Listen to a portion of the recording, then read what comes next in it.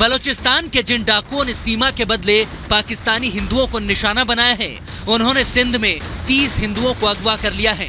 ये कबूलनामा खुद पाकिस्तान के मानवाधिकार आयोग का है। ट्वीट कर पाकिस्तान ने कहा है कि हिंदुओं को बंधक बना लिया गया है। हनी ट्रैप के केसेस कितने आते हैं साल में? 10, 12, 14, 130 करोड़ में इस तरह की वीकनेस नहीं होनी चाहिए, लेकिन अगर हो भी जाती है तो इसका मतलब ये नहीं है कि पूरी देश की जनता हनी ट्रैप में है। हमारे यहाँ सोशल वैल्यूज़ बहुत ज़्यादा महत्व रखते हैं, फैमिली वैल्यूज़ बहुत ज़्यादा महत्व रखते हैं और सर्वोपरि होता है हमारी देशभक्ति।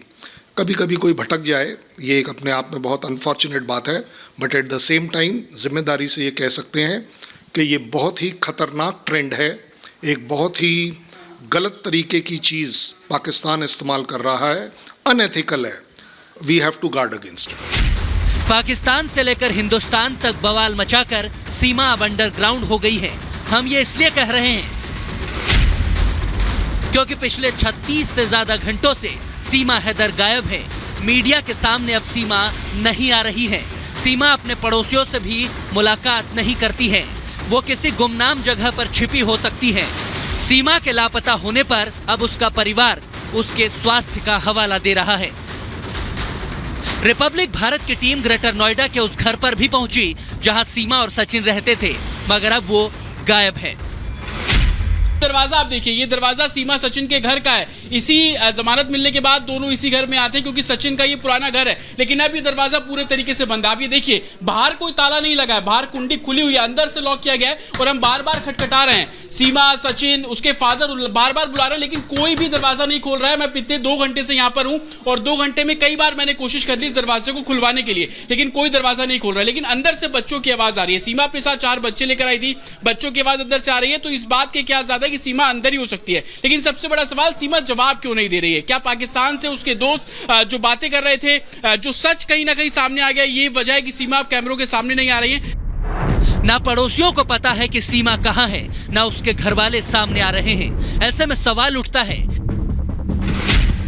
कि जांच के डर से क्या सीमा अंडरग्राउंड हो गई है? सीमा को क्या राज खुलने का डर सताने लगा है?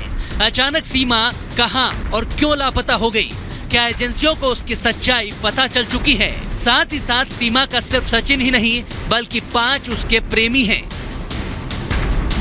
सीमा के प्रेम ग्रंथ के पन्ने हम नहीं पलट रहे, बल्कि उसके पुराने पाकिस्तानी प्रेमी ओसामा ने ही ये खुलासा किया है।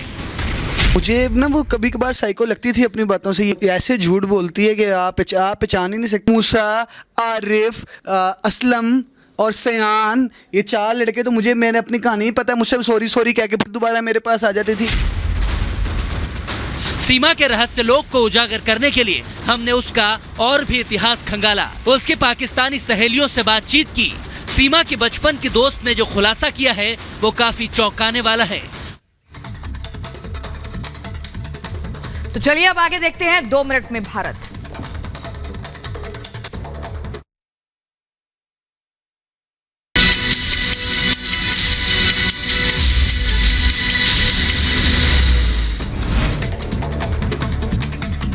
हिमाचल के कुल्लू में फटा बादल फटने से 1 की मौत, 3 लोग जख्मी, कई गाड़ियों को पहुंचा नुकसान।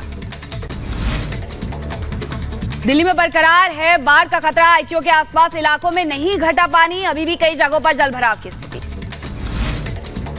दिल्ली के बाढ़ प्रभावित जिलों के सभी स्कूल आज और कल रहेंगे बंद, प्रशासन ने जारी किया आदेश। दिल्ली के मयूर विहार में राहत शिविर में मौजूद लोगों को दी जा रही है राहत सामग्री, पानी कम होने का कर रहे हैं इंतजार।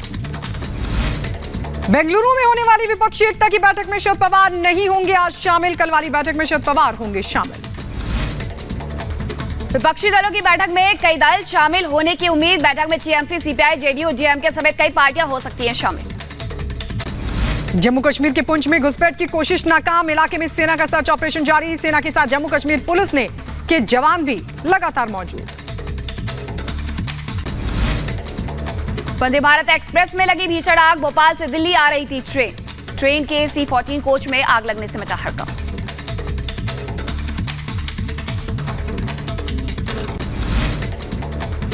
पाकिस्तानी सीमा हैदर को लेकर यूपी एटीएस ने शुरू की जांच पड़ताल, सीमा के प्रोफाइल से लेकर भारत आने तक के सभी नंबरों की अब होगी जांच पड़ताल।